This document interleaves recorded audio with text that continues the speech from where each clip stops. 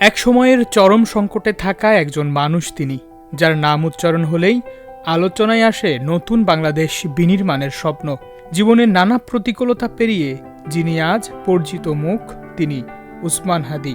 আমরা যেটা বলি যে বাংলাদেশ পন্থা এবং এই হেজিমনিক যে পলিটিক্স বাংলাদেশে আছে, এটা কোনো পলিটিক্যাল পার্টি অ্যাড্রেস করে না। রাজনীতির পথ কখনোই সহজ নয়। কেউ আসে ক্ষমতার হাত ধরে, আবার কেউ আসে সংকট আর সংগ্রামের ভিতর দিয়ে। ওসমান হাদী তেমনই এক নাম, যার জীবন জুড়ে রয়েছে উত্থান পতনের দীর্ঘ গল্প। এক সময় অনেক খারাপ অবস্থায় ছিলেন ওসমান হাদী। অর্থনৈতিক অনিশ্চয়তা, পারিবারিক টানাপোড়েন সব মিলিয়ে জীবন ছিল কঠিন সংগ্রামের। কিন্তু সেই কঠিন সময়ই তাকে গড়ে তোলে আরও দৃঢ়, আরও সাহসী। এই সংকটই তাকে মানুষের আরও কাছে নিয়ে যায়। সাধারণ মানুষের দুঃখ কষ্ট নিজের জীবনের সঙ্গে মিলিয়ে দেখতেন তিনি, আর সেখান থেকেই জন্ম নেয় অন্যায়ের বিরুদ্ধে দাঁড়ানোর মানসিকতা। এখানে আমার সাথে আরো 500 মানুষ যোগ দিতে পারছে না, কিন্তু এই তিনজন যে দাঁড়িয়ে কথাটা বলছি, এইটাই বাংলাদেশের কোটি কোটি মানুষের কথা। ওসমান হাদী ঝালকাঠি জেলার নলছিটি উপজেলায় এক মুসলিম পরিবারে জন্মগ্রহণ করেন। তার বাবা একজন মাদ্রাসা শিক্ষক ও স্থানীয় ইমাম ছিলেন। 6 ভাই বোনের মধ্যে হাদী সর্বকনিষ্ঠ। হাদী তার প্রাতিষ্ঠানিক শিক্ষাজীবন শুরু করেন নলছিটির এক মাদ্রাসা থেকে। সেখান থেকে তিনি 3য় শ্রেণীর পর্যন্ত পড়াশোনা করেন। তিনি 4র্থ শ্রেণীতে ঝালকাঠি NS কামিল মাদ্রাসায় ভর্তি হন। সেখানে তিনি আলিম পরীক্ষা সম্পন্ন করে পরে ঢাকা বিশ্ববিদ্যালয়ের রাষ্ট্রবিজ্ঞান বিভাগে ভর্তি হন। পরবর্তীকালে হাদী ঢাকার রামপুরা এলাকায় বসবাস করতে শুরু করেন। জুলাই আন্দোলনের সময় তিনি স্থানীয় সাংগঠনিক কর্মকাণ্ডে জড়িত ছিলেন এবং রামপুর এলাকার সমন্বয়ক হিসেবে দায়িত্ব পালন করেন। জুলাই গণঅভ্যুত্থানে অংশগ্রহণকারী ছাত্র জনতার অভিজ্ঞতা ও দাবির ভিত্তিতে গঠিত সাংস্কৃতিক ও রাজনৈতিক প্ল্যাটফর্ম ইনকিলাব মঞ্চ শরীফ ওসমান হাদীর হাত ধরেই প্রতিষ্ঠিত হয়।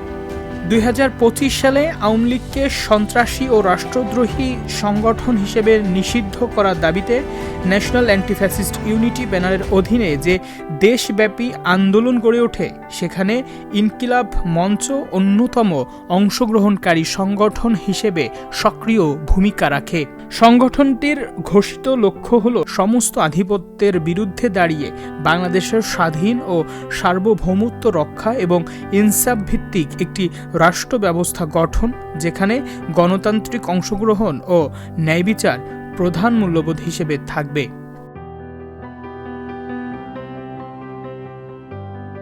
খুবই অল্প সময়ে তার সাবলীল কথা, সাধারণ চলাফেরা আর প্রতিবাদী কণ্ঠস্বর দিয়ে হাদী সবার কাছে জনপ্রিয় হয়ে ওঠেন। তার এই অতি জনপ্রিয়তাই কি তার জীবনে কাল হয়ে আসলো? আর সেই হাসি মুখের কথা কেউ শুনতে পায় না আজ কয়দিন হলো। তার হত্যা চেষ্টার প্রতিবাদে সারা দেশ আজ উত্তাল, কিন্তু যে কণ্ঠ একটা সময় প্রতিবাদের ঝড় উঠল, সেই কণ্ঠ আজ স্তব্ধ। তুমুল জনপ্রিয় আর মানুষের ভালোবাসাকে কাজে লাগাতে হাদী ঢাকা 8 আসন থেকে আসন্ন নির্বাচনে স্বতন্ত্র প্রার্থী হয়েছিলেন ইনকিলাব মঞ্চর হয়ে। আর সেই নির্বাচনী প্রচারণা করতে গিয়ে শুক্রবার দুপুরে গুলিবিদ্ধ হন। অজ্ঞাতনামা হামলাকারী তাকে গুলি করে পালিয়ে যায়। ঘটনাটি সামনে আসতেই সোশ্যাল মিডিয়ায় ব্যাপক প্রতিক্রিয়া দেখা যায়।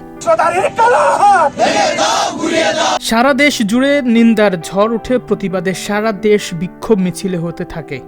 গুলিবিদ্ধ হওয়ার পর প্রথমে ঢাকা মেডিকেলে চিকিৎসা দেওয়া হয়, পরে পারিবারিক সিদ্ধান্তে তাকে উন্নত চিকিৎসার জন্য এভারকেয়ার হাসপাতালে নেওয়া হয়। সংকটাপন্ন অবস্থায় এভারকেয়ার হাসপাতালে 2 দিন থাকার পর আজ তাকে এয়ার অ্যাম্বুলেন্স করে সিঙ্গাপুরে নেওয়া হয়েছে।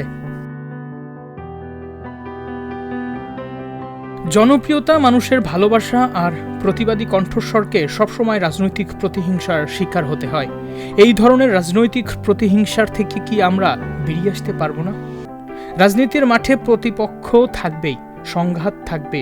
সেই জন্য কি কারো প্রাণ নিতে হবে? এই প্রতিহিংসার রাজনীতি আর কতদিন চলবে? কতজনকে এভাবে প্রাণ দিতে হবে?